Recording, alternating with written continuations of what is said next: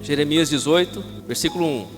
A palavra do Senhor veio a Jeremias dizendo: levanta-te e desce à casa do oleiro, e lá te farei ouvir as minhas palavras. E desci à casa do oleiro, eis que estava fazendo a sua obra sobre as rodas. Como o vaso que ele fazia de barro, quebrou-se na mão do oleiro.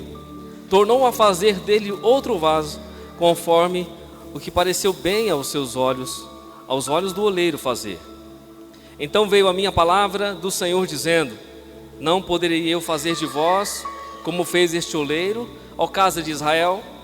Diz o Senhor: eis que como barro na mão do oleiro, assim sois vós na minha mão, ó casa de Israel. Amém? 2 Coríntios capítulo 4, a partir do versículo 7, vamos ler até o 11. Temos, porém, este tesouro em vasos de barro, para que a excelência do poder seja de Deus e não de nós. Em tudo somos atribulados, mas não angustiados, perplexos, mas não desanimados, perseguidos, mas não desamparados, abatidos, mas não destruídos, trazendo sempre por toda parte a mortificação do Senhor Jesus no nosso corpo, para que a vida de Jesus se manifeste também nos nossos corpos. E assim nós que vivemos, estamos sempre entregues à morte por amor de Jesus, para que a vida de Jesus se manifeste também na nossa carne mortal. Amém? Pode se assentar no nome de Jesus. Deus está trabalhando na sua vida. Deus está trabalhando na sua vida. Amém? Olha para o seu irmão, diga para ele: Deus está trabalhando na sua vida, irmão. Deus está trabalhando na sua vida. Querido, os dias vão se passando, os anos vão se passando, parece que a gente vai esquecendo. As coisas vão acontecendo ao nosso redor, as situações, as adversidades, os problemas, as lutas. E muitas vezes nos deparamos diante de situações adversas e parece, dá a impressão, surge aquela dúvida que não deveria surgir a dúvida, porque a dúvida é o oposto da fé. Mas parece que Deus não está olhando, parece que Deus não está vendo, parece que Deus não está trabalhando, parece que Deus está distante. Que afinal de contas, quem está no deserto, quem está na luta, quem está vivendo na adversidade, nos problemas, talvez eles se tornam tão grandes que você não consegue perceber a ação do Espírito Santo, o agir de Deus, o mover de Deus a seu respeito. Mesmo situações, querido, que agravam as nossas vidas ou nos entristecem, em tudo Deus está trabalhando, em tudo há um propósito do Senhor. Nada acontece por acaso. Alguém aqui acredita que as coisas acontecem por acaso? Aconteceu por acaso? Foi uma coincidência? E aí nós trocamos essa palavra coincidência por cristocidência, porque todas as coisas cooperam juntamente para o bem daqueles que foram chamados por Deus, daqueles que amam a Deus, daqueles que caminham com Deus, daqueles que observam a palavra de Deus e vivem para Deus, caminham segundo o Evangelho de Jesus, adoram a Jesus. E nós não adoramos Jesus só nesse culto aqui não, tá? Só aqui nessa noite, nós viemos aqui, levantamos as nossas mãos, dizemos: porque grande és tu. Nós adoramos o Senhor na vida. O culto, ele continua, querido, eu sempre digo isso. Esse culto racional que Paulo fala, se nos reunimos, apresenta o seu corpo como um sacrifício vivo, santo e agradável a Deus, porque este é o vosso culto. Sabe aquela coisa de ficar em casa? Eu não vou na igreja, eu vou assistir o culto na televisão. Quando você assiste na televisão, você só assiste. Quando você vem, você participa. Por isso que Paulo fala: apresenta o teu corpo em sacrifício vivo, santo e agradável a Deus. O sacrifício, obviamente, ele vai morrer, porque ele é um sacrifício, ele precisa morrer. Por isso que ele vai dizer no versículo 2 de Romanos, ele diz que nós temos que sacrificar o nosso eu, as nossas paixões, a nossa mentalidade carnal, as nossas vontades. Apresenta o teu corpo como sacrifício vivo, santo e agradável a Deus. E não vos conformeis com este mundo, mas transformai-vos pela renovação do vosso entendimento, da vossa mente, para que você compreenda a boa, agradável perfeita vontade de Deus. Eu sempre vejo essa boa, agradável e perfeita vontade de Deus, os processos para irmos à cruz. A boa é quando você encontra com Jesus e se entrega para Ele, boa vontade de Deus. Agradável, quando você começa o discipulado com Jesus, começa a entender as coisas de Deus e provar do melhor de Deus. Agora a perfeita é quando você é pregado, querido. Quando você é crucificado. Quando você está pregado na cruz, você não tem mais contato com a terra. Você está igual Jesus na cruz. E aí, reiterando o que Paulo diz aos Romanos, ele vai dizer, em outras palavras, dizer aos Gálatas: já estou crucificado com Cristo, agora vivo não mais eu, mas Cristo vive em mim. Cristo vive em você? Cristo vive em você? Às vezes nós nos esquecemos que Deus está trabalhando. Nos esquecemos. Querido, Deus está fazendo uma obra. Ele está fazendo uma obra na minha e na sua vida. Jesus disse o seguinte: meu Pai trabalha até agora e eu trabalho também. Alguns céticos, ou mesmo alguns homens equivocados, débeis, alguns filósofos e até mesmo alguns que não creem em Deus, ateus, mas alguns que creem, mas de maneira distorcida, dizem que Deus criou o universo e até criou o homem, mas Deus deixou o homem à sua própria sorte, o universo à sua própria sorte. Por isso que o mundo está como está: guerras, ambições, maldade, destruições, ambição, arrogância, ganância, mortes. Porque Deus criou todas as coisas, criou, mas Deus deixou as coisas seguirem o seu curso natural. Só que espera aí, o dia que eu fui a Cristo, que eu me entreguei deliberadamente a Ele, que eu peguei o meu livre-arbítrio, a minha vontade, crucifiquei na cruz e vivo para Ele, não vivo mais para mim. Agora não estou andando ao bel prazer do mundo e nem pelas circunstâncias da minha vida ou deste mundo propriamente dito. Agora eu estou sendo guiado pelo Espírito. E a Bíblia diz que todos aqueles que são guiados pelo Espírito de Deus, esses são filhos de Deus. Se nós somos guiados pelo Espírito de Deus, então nós temos uma direção. Nós não estamos andando a esmo por aí, sendo levados de uma onda para outra. Nada acontece por acaso na vida de um cristão. Tudo tem o seu propósito. Amém? Tudo tem o seu propósito. E às vezes as coisas acontecem nas nossas vidas, ficamos dizendo assim: mas por que comigo? Será que Deus não está me vendo? Por que Deus está fazendo isso? Alguns ainda falam assim: por que Deus está fazendo isso? Ou será que Deus se esqueceu de mim? Não, querido, Deus não se esqueceu de você. Ele continua lá, Deus no trono, eterno, sublime, todo poderoso. Não mudou, não vai mudar. Deus não muda. Ele se move a seu respeito, Ele opera a seu respeito, Ele age a seu respeito. Amém? Aleluias. E eu quero ressaltar algumas coisas aqui nessa noite, para você lembrar que quem chamou você foi Deus, foi o homem. Olha o que Isaías diz no capítulo 43: mas agora sim diz o Senhor, que te criou, ó Jacó, e que te formou, ó Israel: não temas, porque eu te remi, chamei-te pelo teu nome, tu és meu. Aleluias. O dia que eu estava lá no mundo, querido, o Senhor não me chamou pelo apelido, não me viu lá como um qualquer um. O Senhor olhou para mim e me chamou pelo meu nome. O dia que você estava perdido na sua vida, na ruína da sua caminhada, o Senhor olhou para você e chamou você pelo seu nome, porque Ele sabe quem você é. Ele conhece o teu DNA, Ele conhece o teu coração, Ele conhece a tua vida, Ele sabe quem você é. Deus chamou a mim e a você pelo nome, não foi pelo apelido, não foi de outra forma. Ele nos chamou porque Ele nos conhece. Interessante que nós estávamos caminhando na vida sem nos preocupar com Deus, desinteressados da vida espiritual, sem se preocupar com a eternidade e nem mesmo com Deus. Mas a Bíblia diz que Ele nos chamou. Ele disse: não temas, porque eu te remi, eu chamei você pelo teu nome, você é meu. Sabe o que é o que remi? Remi, eu te limpei, eu te salvei, eu remi você, eu te perdoei. Eu fiz uma obra na sua vida que ninguém poderia fazer. Eu trabalhei na sua vida de dentro para fora. E detalhe, Ele continua trabalhando em nossas vidas.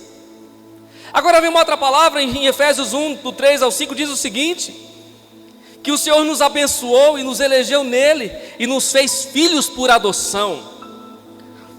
Diz o seguinte: bendito o Deus e Pai de nosso Senhor Jesus Cristo, o qual nos abençoou com todas as bênçãos espirituais nos lugares celestiais em Cristo, como também nos elegeu nele antes da fundação do mundo, para que fôssemos santos e irrepreensíveis diante dele em amor, e nos predestinou para filhos de adoção por Jesus, para si mesmo, segundo o beneplácito da sua vontade.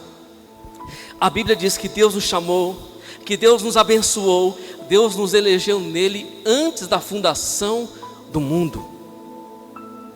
Deus nos chamou, nos abençoou, nós já somos abençoados. Tem gente que vem na igreja atrás de bênção, tem gente que busca a Deus por causa das bênçãos, tem gente que quer estar no evangelho só por causa das bênçãos, mas a Bíblia está dizendo que o Senhor já nos abençoou com todas as sortes de bênçãos nas regiões celestiais em Cristo, que nós somos eleitos de Deus, escolhidos de Deus, chamados por Deus, abençoados por Deus. E tem muita gente buscando bênção. Corre, vamos lá naquela igreja, está tendo bênção. Vamos lá na outra igreja, está tendo bênção. Está tendo revelação, a prosperidade agora naquela igreja moderna que saiu, na igreja da televisão, naquela igreja, na outra, e busca bênção. E se esquece, querido, que a Bíblia diz que Deus nos chamou, Deus nos abençoou com todas as bênçãos. Tem gente procurando o que já tem. Tem gente procurando o que já tem. Porque se a Bíblia está dizendo que eu e você somos abençoados, nós somos abençoados. A Bíblia diz: do trabalho das tuas mãos comerás, feliz será, e tudo te irá bem. Só que tem gente que não entende. Tem gente que não entende, querido, fica desesperado, fica doido, não olha para o que a palavra de Deus está dizendo. Todas as bênçãos do Senhor estão dentro de você. Todas as bênçãos do Senhor estão na sua vida. Todas as bênçãos que foram projetadas no Calvário vieram para você, estão com você. Aleluias.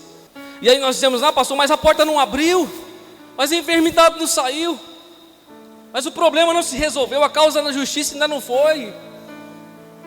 Mas eu prefiro, querido, confiar no que a palavra está dizendo. Se a palavra está dizendo que eu sou abençoado, que eu sou eleito, que Ele me chamou, que Ele me remiu, que Ele me chama pelo meu nome, então eu creio no que Deus está falando, porque eu tenho todas essas coisas dentro de mim. Ele me elegeu nele antes da fundação do mundo. Mas nós ficamos desesperados com a vida, porque as coisas não acontecem, ou às vezes as coisas acontecem contrário àquilo que nós queríamos. Até nisso Deus está trabalhando. Até nisso Deus está trabalhando. Sabe quando você tenta alguma coisa e não dá certo? E quando você procura uma coisa e dá o contrário? Até nisso Deus está projetando a teu respeito. Amém? Porque o Senhor diz: eu sei os pensamentos que eu tenho sobre vós. São pensamentos de paz e não pensamento de mal, para vos dar o fim que desejais. Eu que sei os pensamentos que eu tenho. É os pensamentos de Deus que interessam sobre a minha e a sua vida. Querido, a Bíblia diz que Deus nos amou primeiro. João 4,19. Nós o amamos porque Ele nos amou primeiro. Nós só estamos aqui por Jesus porque Jesus nos amou primeiro. Senão nenhum de nós estaríamos aqui, querido. Não haveria igreja. Nós só estamos aqui porque Jesus nos amou primeiro. Eu só estou aqui e só sou igreja porque Jesus me amou primeiro. Porque Deus usou pessoas para que essas pessoas fossem a mim, insistentemente com seu amor, com o amor de Deus, insistentemente buscando, pregando, amando, falando, anunciando, convencendo pelo Espírito Santo, para que hoje eu pudesse compreender que Ele me amou, mesmo eu não merecendo. Nós nos esquecemos que Deus nos chamou, Deus nos abençoou, Deus nos elegeu nele, nos fez filhos por adoção por Jesus, que Ele nos amou e nos ama continuamente, e o seu amor não muda. Nós nos esquecemos que Jesus nos salvou, e a obra da salvação também é a obra das mãos de Deus. Nada depende de mim, de você, nada.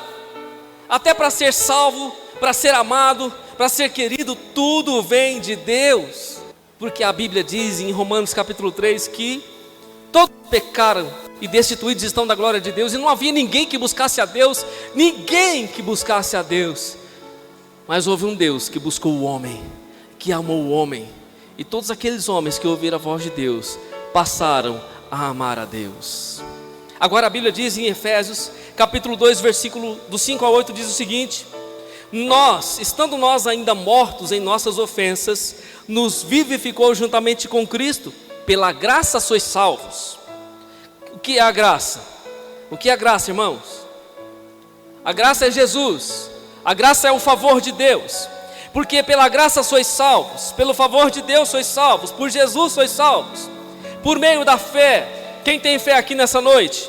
É por meio da fé. Isso não vem de vós, isso não vem de mim, não vem de você, é dom de Deus. Não vem das obras que eu faço, não vem das coisas que eu faço.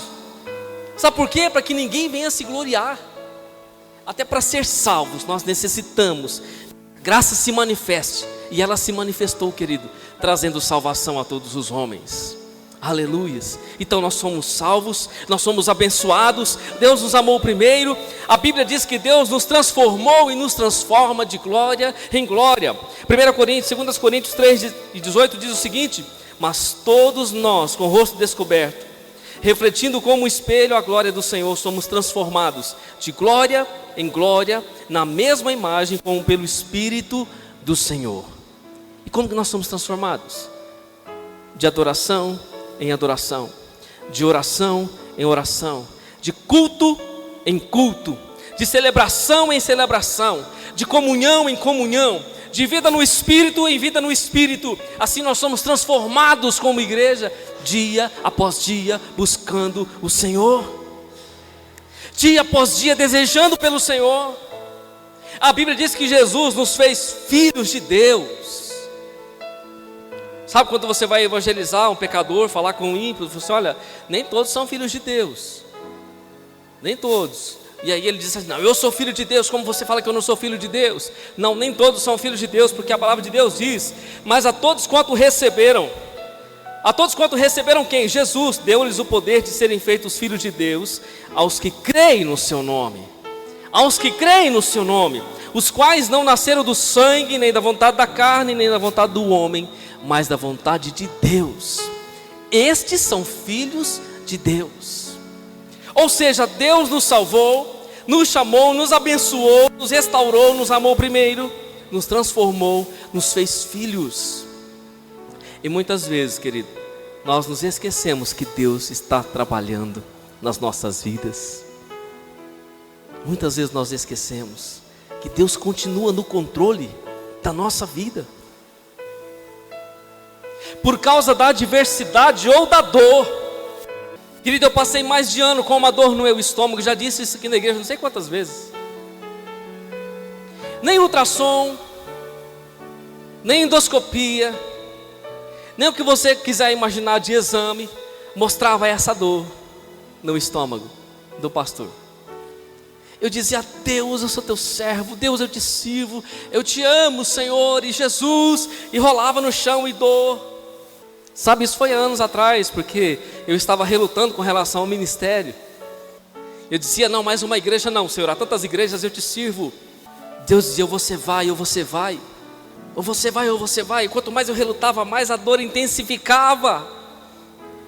Sabe, querido, quando Deus quer fazer uma coisa na vida de um homem e de uma mulher, não adianta ele correr, não adianta ele querer correr, não adianta ele querer mudar o curso, não adianta. Lembra de Jonas? Deus disse: Jonas, vai a Nínive. Jonas desce, obediente só. Ele desce, pega um navio e vai para outro lugar.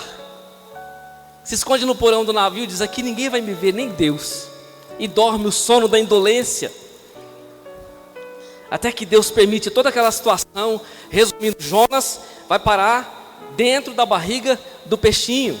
E aí Jonas ia morrer dentro da barriga do peixe, se ele não se arrepende, se ele não clama, se ele não se rende e não reconhece. Ele ia morrer dentro do peixe, querido. Mas aí Deus ouve o seu clamor dentro da barriga do peixe. Deus manda o peixe vomitar ele na praia, perto de Nínive. E ele vai a Nínive e cumpre a sua missão.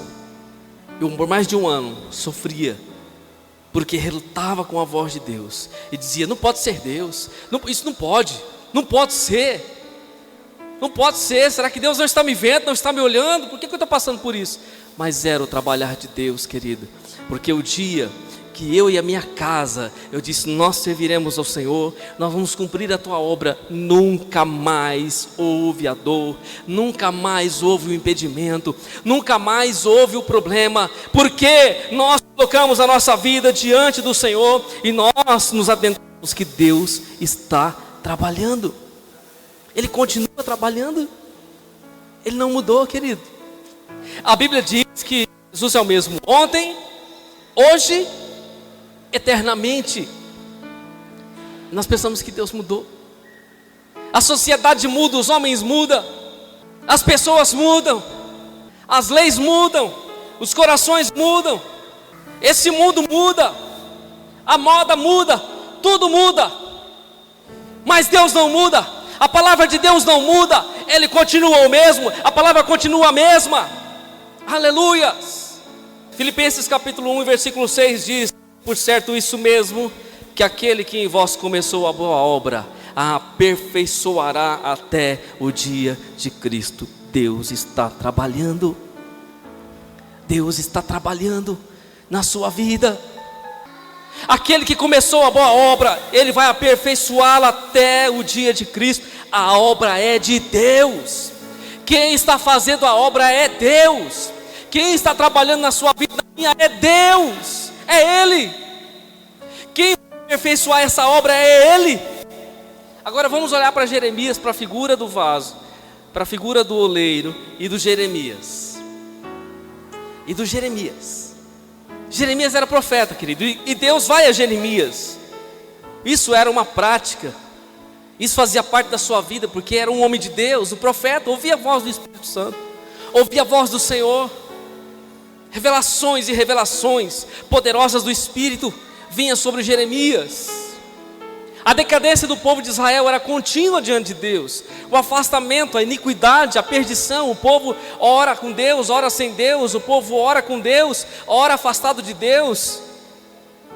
E por vezes os profetas clamavam, por vezes os profetas eles diziam o que Deus estava dizendo ao seu povo, para que houvesse arrependimento, transformação, mudança, para que o povo buscasse a Deus.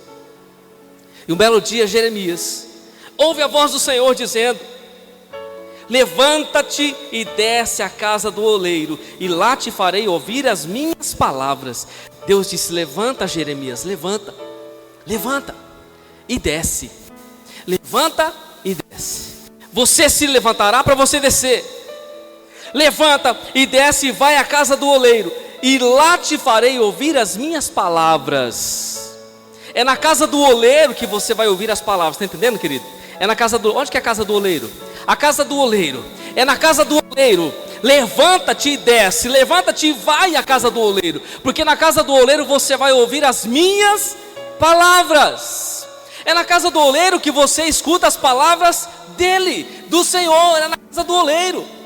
Só que tem muita casa que já não é mais a casa do oleiro, e que nem é a palavra dele que está sendo pregada. É na casa do oleiro. Deus diz para Jeremias: levanta-te e desce. Vai e desce. Certamente a casa do oleiro era lá embaixo.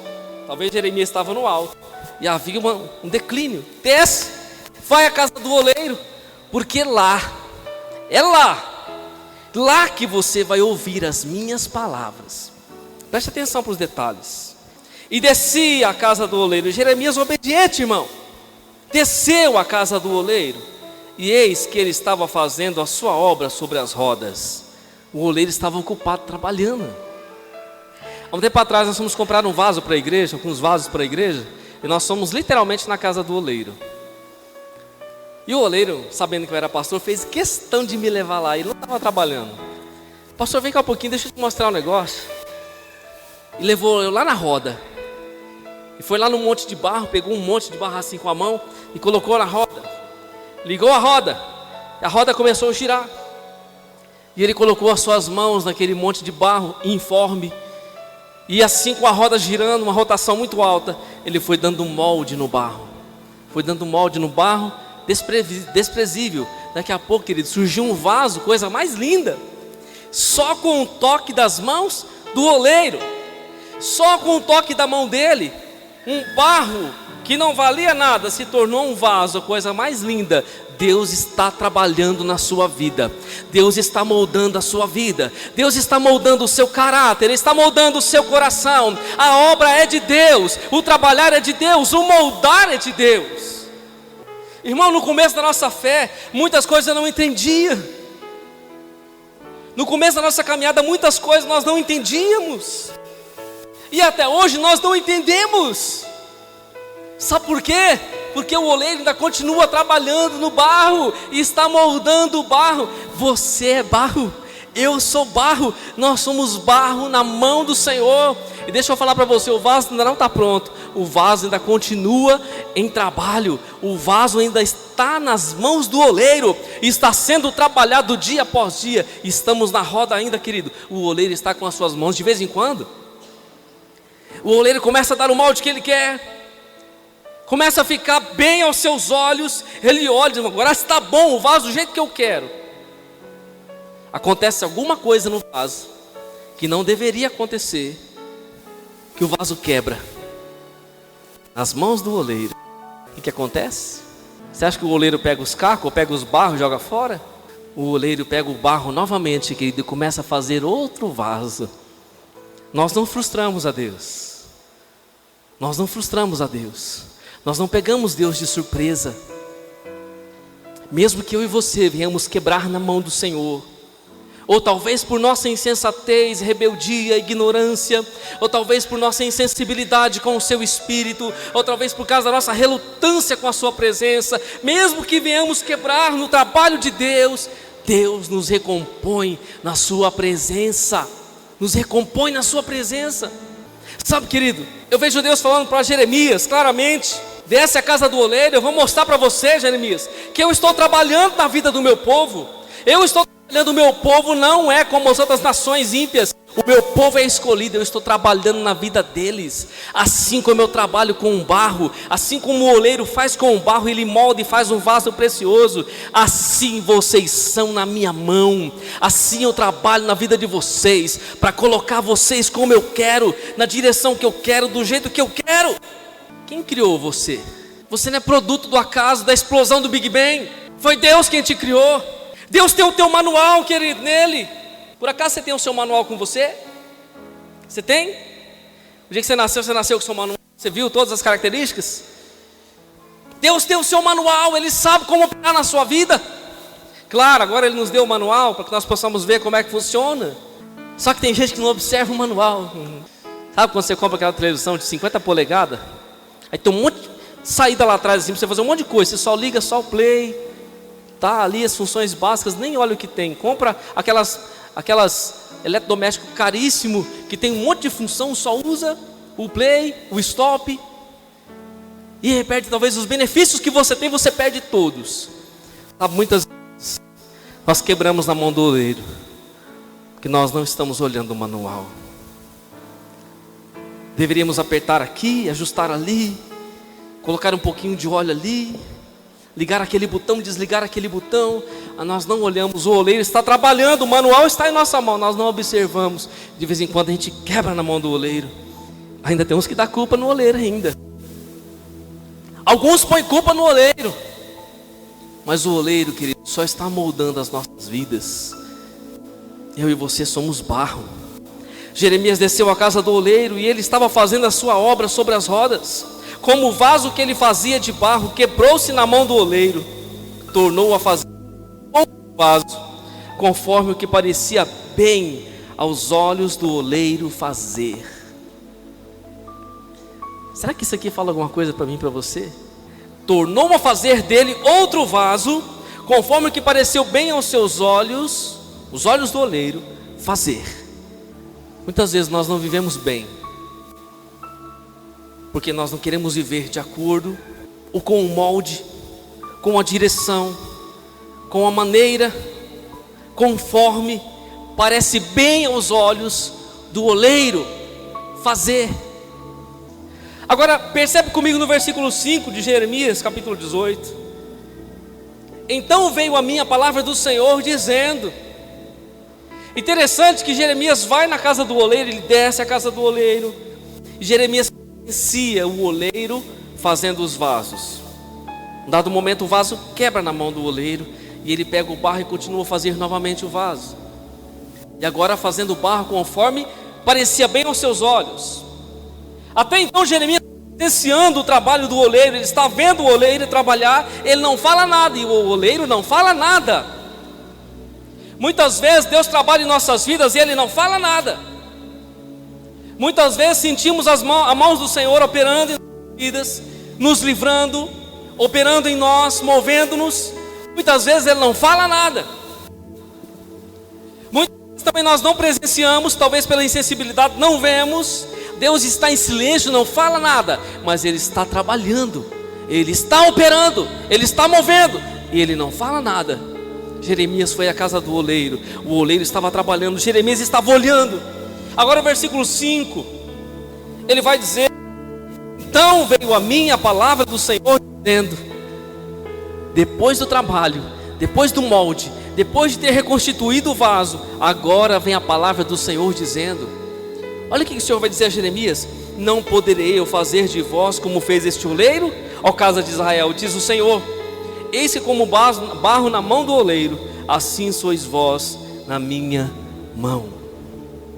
Eu e você somos barro, vaso na mão do oleiro. Será que todos nós somos vasos? Somos barro? Isaías vai dizer: ai daquele que contende com seu Criador, o caco entre os cacos de barro, porventura dirá o barro ao que o formou, que fazes? Ou a tua obra não tens mãos? Será que nós vamos contender com o Criador? O vaso de barro foi criado por Ele. Agora ele vai dizer, Isaías vai dizer: ai daquele que contende com o seu Criador, o caco entre os cacos de barro, porventura dirá o barro ao que formou, que fazes? Por que o Senhor está fazendo assim com a minha vida?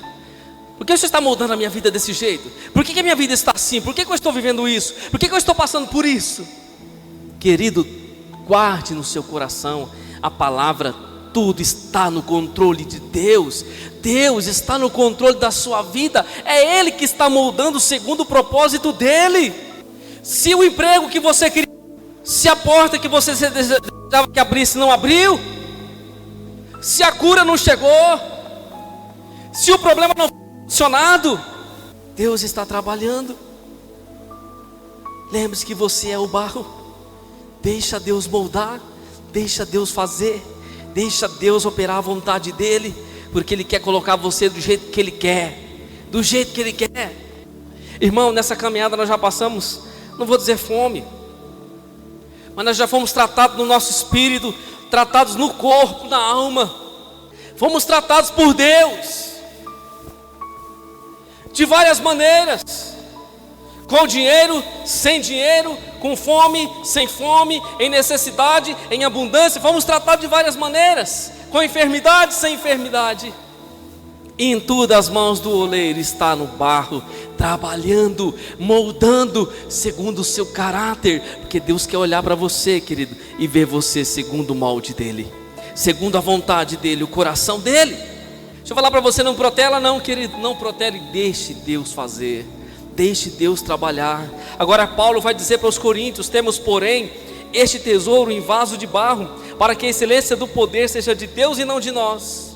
O que Deus colocou para dentro de mim e você, Deus preparou o vaso, moldou, preparou e colocou dentro do vaso uma excelência, um poder, uma dádiva, uma glória, o Espírito. E ele diz: esse tesouro está em vaso de barro, para que a excelência e o poder seja de Deus, não de nós. Sabe por que tem que ser de Deus, não de nós? Porque a glória é dEle, o louvor é dEle, a honra é dEle, o Deus é Ele. Aí ele vai dizer: mas em tudo somos atribulados, mas não angustiados. Quem é atribulado? Quem é? O vaso, porque o vaso é de barro, o vaso sofre, o vaso sente.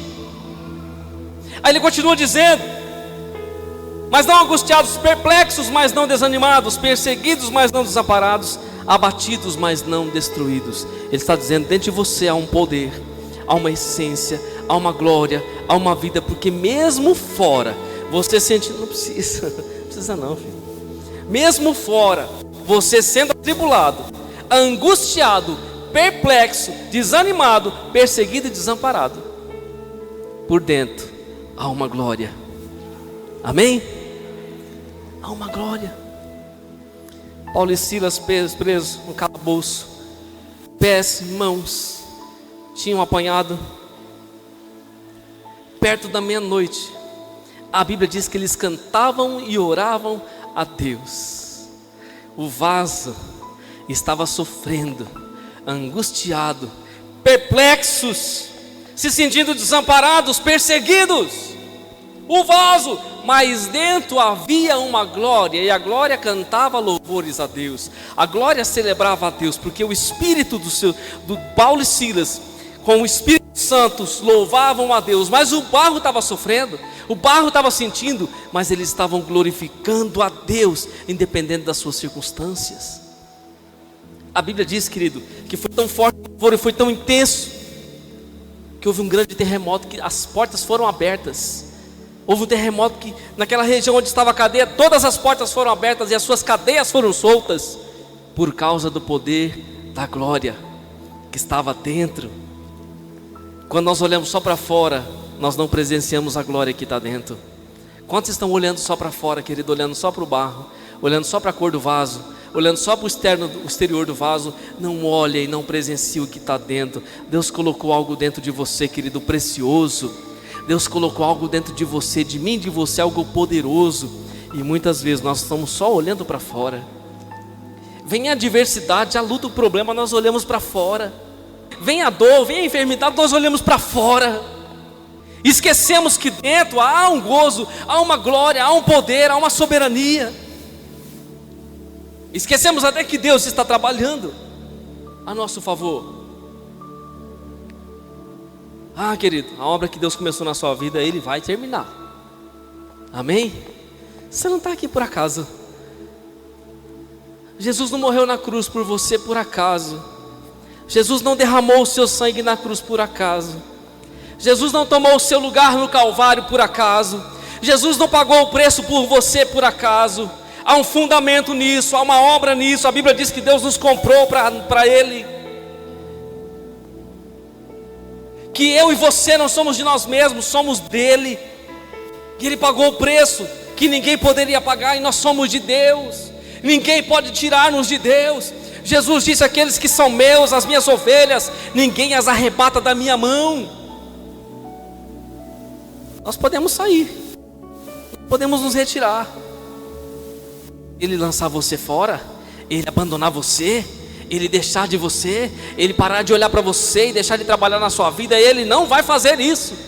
Ele continua trabalhando até agora. Deus está no controle, Ele não mudou. Ele está moldando o seu barro, querido, o seu vaso. O tesouro está dentro do vaso, a excelência e o poder de Deus. Em tudo somos tribulados, angustiados, mas não angustiados, perplexos, mas não desanimados, perseguidos, mas não desamparados, até abatidos, mas não destruídos. Para de olhar para fora, comece a olhar para dentro, querido, para o que Deus colocou dentro de você. A igreja está morrendo sobre a terra, porque ela está se tornando uma igreja carnal. A igreja de Jesus, ela está se tornando uma igreja carnal, porque ela não olha mais para a glória, não presencia mais a obra do Espírito. Ela está se tornando uma igreja natural, uma igreja intelectual, uma igreja que quer filosofar Deus, filosofar a Bíblia, ela quer filosofar as coisas de Deus. Por isso que ela está sofrendo como ela está sofrendo, que ela não tem presenciado a glória. Querido, a Bíblia diz que Moisés, com tanta glória na sua vida, subia monte, descia monte, subia para falar com Deus, a nuvem de glória estava sobre o monte. Moisés ouvia a voz de Deus. Moisés, a Bíblia diz que Deus falava com ele face a face, mas Moisés nunca tinha visto a face de Deus. Era essa expressão, porque Moisés subia diante da glória, ele estava diante da Shekinah, da presença manifesta. Quando Moisés descia do monte, a glória do Senhor estampava sobre o seu rosto, penetrava nos seus poros, ficava no rosto dele ofuscante. Quando ele descia do monte, o povo não conseguia olhar para o rosto de Moisés, precisava colocar uma toalha, tampar a face dele. Sabe, querido, tem duas gerações: uma geração que quer ver a face de Deus, quer presenciar a glória de Deus, e tem uma geração que não quer ver a glória de Deus. Tem uma geração que não deseja por Deus, uma geração que não procura buscar a face de Deus. E aí, se tiver algum vislumbre de glória, eles correm da presença de Deus. É uma geração que quer intelectualizar a Bíblia, filosofar a palavra, que não quer a glória, que não quer a face de Deus. Agora olha, Moisés, a Bíblia diz no Salmo 103, que ele via os caminhos de Deus, e Israel só contemplava as obras. Moisés via os caminhos de Deus. Sabe o que é isso? Moisés sabia o que Deus ia fazer, porque Moisés falava com Deus. Moisés já sabia o que ele ia fazer durante a semana, Deus falava com ele. Moisés, essa semana vai ser assim, assim, assim. Moisés sabia dos caminhos do Senhor, mas o povo só viu os feitos. Moisés dizia: olha, vai sair água da rocha. Deus falou que vai sair água da rocha, aí tocava na rocha, saía água, o povo via as obras. Deus falava com Moisés face a face: vou fazer isso, vou fazer aquilo. Moisés presenciava a glória, o povo só via os feitos que aconteciam depois. A Bíblia diz que Moisés via as obras de Deus, contemplava a face de Deus, e o povo só via as obras depois que aconteciam. Nós, querido, estamos buscando a presença de Deus, devemos deixar que o Senhor controle as nossas vidas. Nós não podemos nos acostumar, querido, com um cristianismo natural. Deixa eu falar para você, eu estou numa guerra comigo mesmo por causa disso. O Evangelho não é natural, irmão. Quem acredita que o Evangelho é natural? E por que nós vivemos no natural? O Evangelho é sobrenatural, irmão. O Evangelho é sobrenatural. E por que nós queremos viver um Evangelho natural? Por que nós achamos que as coisas de Deus, a fé é só isso?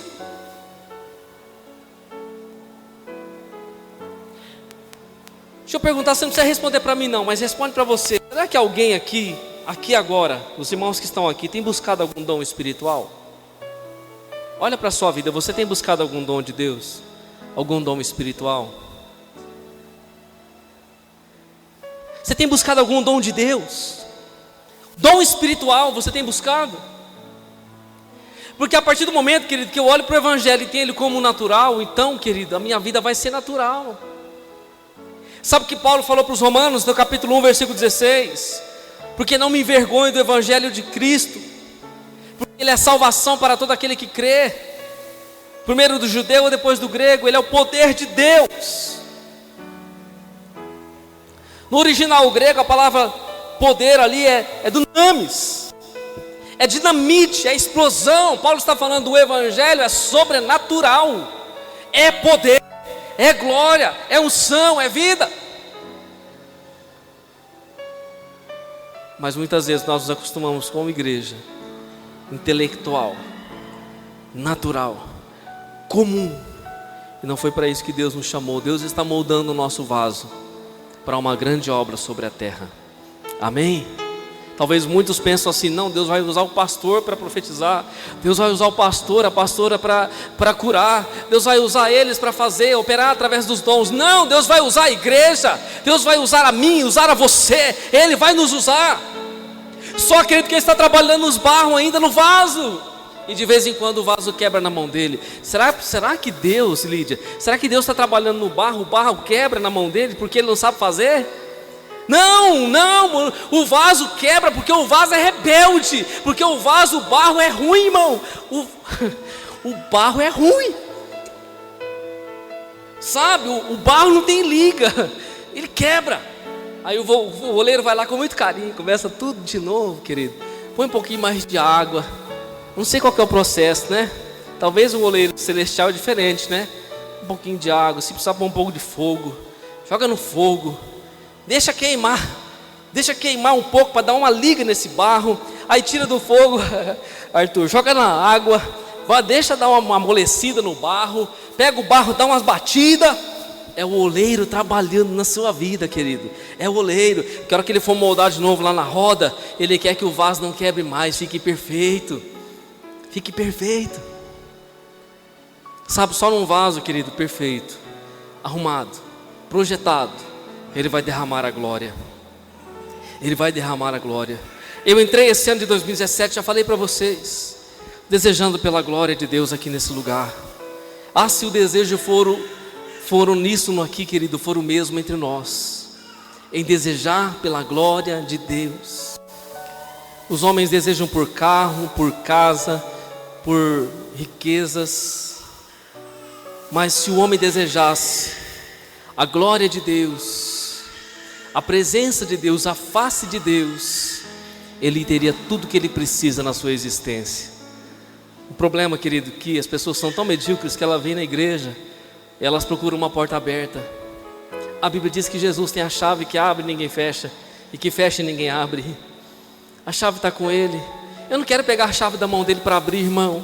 Eu quero estar com Ele, porque Ele tem todas as chaves. Se eu estiver com Ele, Arthur, eu entro e saio aonde Ele for. O problema é que tem gente indo atrás de Jesus, atrás de chave.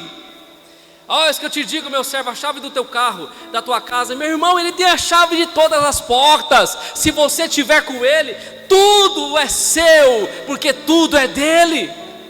Aleluia. O problema é que nós queremos alguma coisa que Ele tem, não queremos quem Ele é. Esse que é o problema. Aí quando nós queremos alguma coisa que Ele tem, nós ficamos igual o filho pródigo. Que o pródigo não foi o que ficou, o pródigo foi o que saiu. Aliás, o que ficou também era pródigo, porque os dois estavam ali por causa das coisas do pai. Eles queriam o que o pai tinha: a fazenda, as ovelhas, o gado, a terra. Estava de olho na riqueza do pai. Tem crente desse jeito, fica de olho nas coisas que o pai pode dar, aquilo que o pai pode fornecer para ele. Não, me dá a parte que me cabe, me dá a parte que é minha, essa parte é meu. Querido, é tão bom estar com o pai, é tão bom viver com o pai, que se você está com o pai, você tem tudo, que tudo que é dele é teu. Amém? Jesus diz: tudo que meu pai tem é meu. Tudo que meu pai tem é meu. Eu não tenho mais pai, né? Eu tenho mãe, tudo que a minha mãe tem é meu. Ainda que eu não estou olhando para as coisas dela, coitado. Mas tudo que o teu pai tem não é teu? Olha para o seu pai físico, tudo que o teu pai tem é teu, querido. E tudo que o teu pai celestial tem é teu também. Como é que está o teu barro hoje? Como é que está o teu barro? A pergunta é essa nessa noite. Ele está moldando dia após dia. De vez em quando quebra.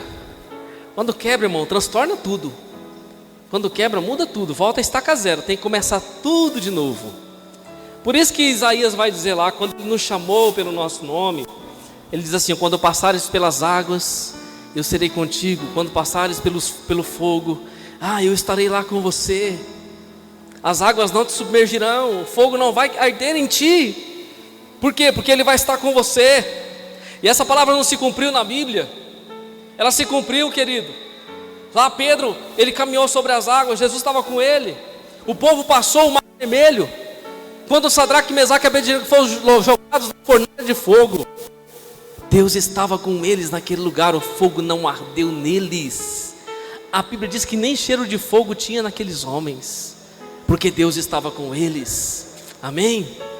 Como é que está o seu vaso nessa noite? Como é que está? Já quebrou muitas vezes, querido? Deus está trabalhando.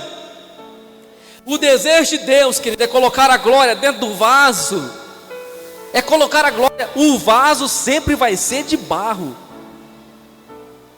De vez em quando a gente fala assim: não, vai devagar que o santo é de barro.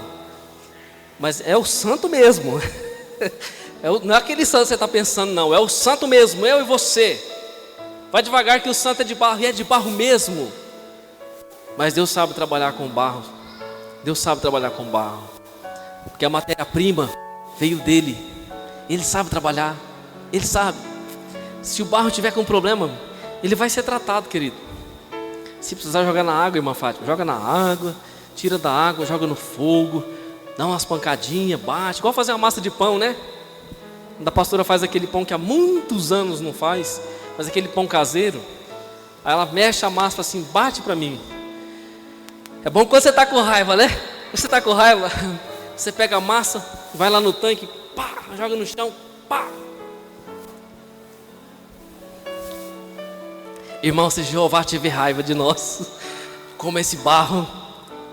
Mas não é assim, Deus não é assim, querido. Amém?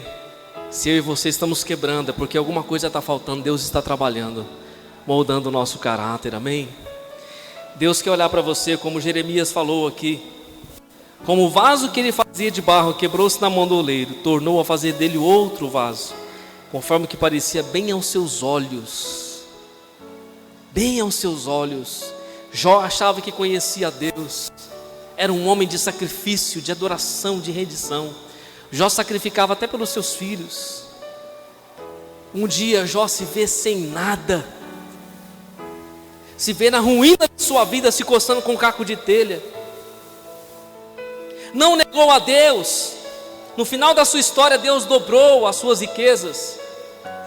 E Jó vai declarar no capítulo 42: Senhor, ante os meus olhos eu te conhecia de ouvir falar, mas hoje os meus olhos te veem. Sabe, querido, esse é o trabalhar de Deus num barro. Quando Deus termina um vaso, e esse vaso é excelente, Deus coloca o poder dentro dele, para que esse vaso seja usado com excelência sobre a terra. Deus quer usar a minha vida e usar a sua, querido, com excelência sobre essa terra.